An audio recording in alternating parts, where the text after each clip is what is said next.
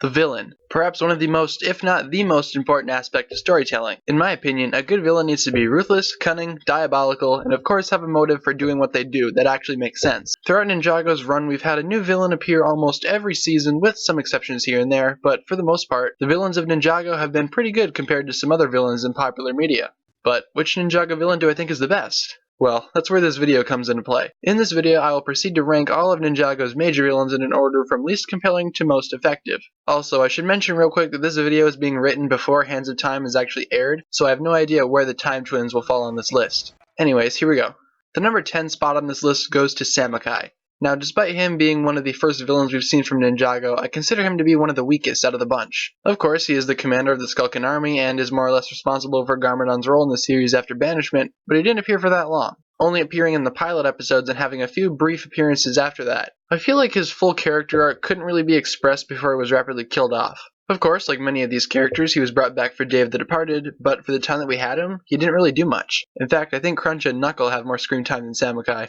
Sensei Yang is more or less at the bottom of this list for the same reason as Samukai. For the brief time he was on screen, he turned coal into a ghost, ran away from water a couple times, and had a huge inner conflict during Day of the Departed, which eventually turned out to be nothing. Yang has showed himself to be very threatening to the ninja by reviving a bunch of older villains, but like Samukai, for the time we had him, he didn't really do much after that. I think Yang could be a better villain down the road if the writers expanded his character more. He could climb up this list and maybe even make it to the top. However, he seems to intend on maintaining peace with the ninja for now. But if Pythor could go back on his word and fight for evil again, then why can't Yang?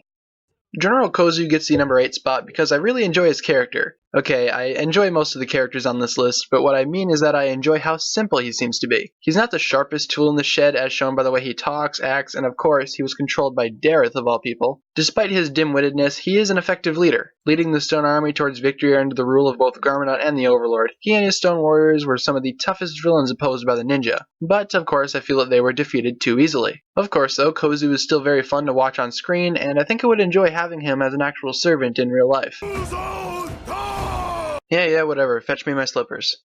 Rebooted is one of my favorite seasons of all of them, and that's partially because of Cryptor and the rest of the Nindroids. They were some of the coolest and sleekest villains we've seen so far. General Cryptor himself has always been very calm and collected, seemingly mirroring his somewhat brother-by-wire, Zane. The conflict between him and the ninja vice was very appealing to watch, and I actually got a sense of difficulty with this one. Zane and the rest of the ninja found the Nindroids to be overwhelming at times, and especially Cryptor. Unfortunately though, he suffers a defeat that was very brief and only really lasted a second. See, infighting distracts everyone.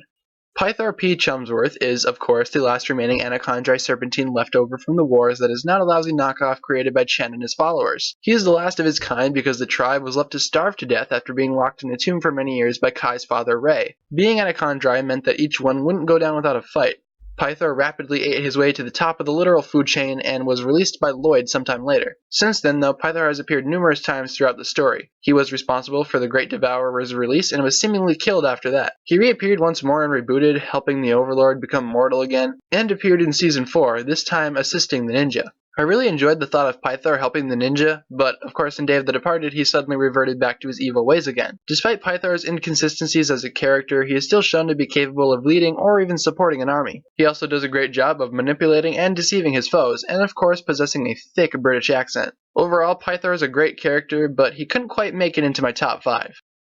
I had to give the number 5 spot to Morro, the Master of Wind. I enjoy his character primarily because of his compelling and intriguing backstory. For those of you who don't know, Morro was actually trained by Sensei Wu after Garmadon joined Chen's alliance. Wu actually believed that Morro could be the Green Ninja, but after the Golden Weapons disproved this, Morro left Wu's care and wandered into the Tomb of Despair where he eventually just perished. He later escaped the Cursed Realm to get his revenge on Wu, Lloyd, and pretty much everyone else. And he also had the intent on releasing the Preeminent into Ninjago. Morro definitely has a full agenda, and his character growth over the course of the Possession season was one of the best we've ever seen. He started out as dangerous as any other villain, but then he matured and accepted his circumstances.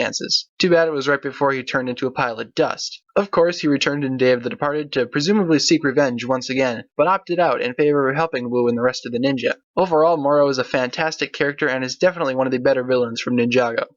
Nadakhan the Djinn takes the number 4 spot on my list because he's just awesome. Being a Djinn means that he can grant almost any wish imaginable, but it also means he'll try to get you to wish yourself away. In Arabic folklore, Djinns are more or less evil genies, and I think that's a very interesting villain for a theme like Ninjago. Of course, Nadakhan provides the role of an evil genie perfectly to the story of Skybound. He used dynamic and ruthless tactics to trick the majority of the ninja into wishing for the wrong thing. He's also not afraid to kill, as we saw with Pixel, and that one bit where he whipped out 2 guns at his wedding. Nadakhan also knows how to craft a perfect team, and after his home realm of Ninjago was destroyed, he leads that team into a revenge-infested, heartless battle. He also has an interesting backstory and a long history with the original crew of the Destiny's Bounty. Unfortunately, when the events of Skybound were reversed, he returned to his original place of resting, that being the lamp. But who knows, maybe we'll see him again one day.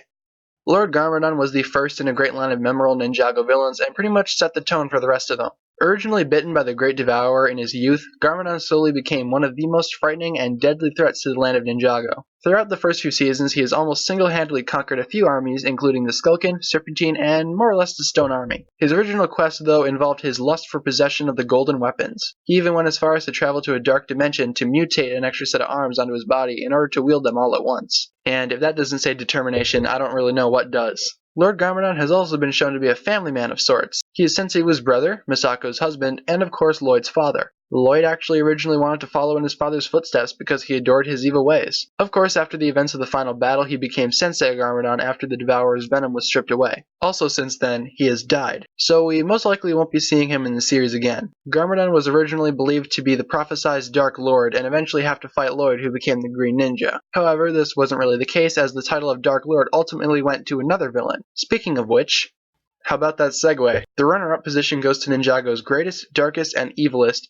is that a word? Villain of all time. The Overlord is almost as old as Ninjago itself, originating as a spirit on the west side of the island. He fought the first Spinjitzu master with his stone army in a very climactic start to the final battle, which eventually was interrupted. Years later, though, the Overlord would surface again on the Dark Island once Garmadon allied himself with him. The Overlord then proceeded to trick Garmadon into doing his bidding and eventually possessed his entire body and returned to his original form as a powerful beast of a dragon. The final battle between the Overlord and Golden Ninja Lloyd is one of the most cinematic battles in all of the history of Ninjago and still remains one of the best moments from the series. Of course, the Overlord was defeated but brought back and rebooted. His character transitioned from a grossly overpowered Goliath to a weak but motivated spirit that vowed revenge on the ninja and especially Lloyd. He allied himself with Pythor to harness Lloyd's golden power and eventually converted himself into the Golden Master. The Overlord has still not been seen though since he was defeated by Zane, but I feel it could be brought back eventually for one final battle against the ninja. The Overlord is downright outstanding and deserves to never be forgotten.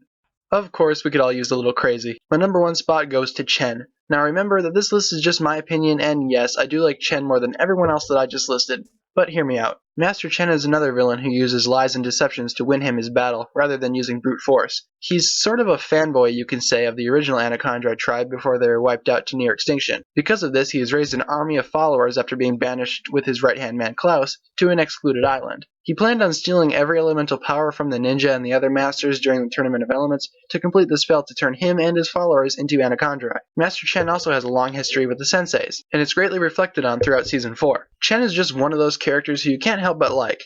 His insane antics and wacky personality are what makes him compelling and an unpredictable villain for the ninja to face. Overall, I see Master Chen as the ideal villain to the series, someone who you can't predict the motives of, but you know deep down that they mean serious business. So that was just my ranking of the top 10 Ninjago villains. Of course, this was just my opinion, but feel free to express your own in the comment section down below. Also, while you're down there, it wouldn't really hurt to leave a like and click that subscribe button. Also, remember to put your video suggestions down in the comment section below to possibly have your idea featured as an actual video on my channel sometime down the line. Thanks a lot for watching, guys. My name is TannerFishies, and with that, I bid you farewell.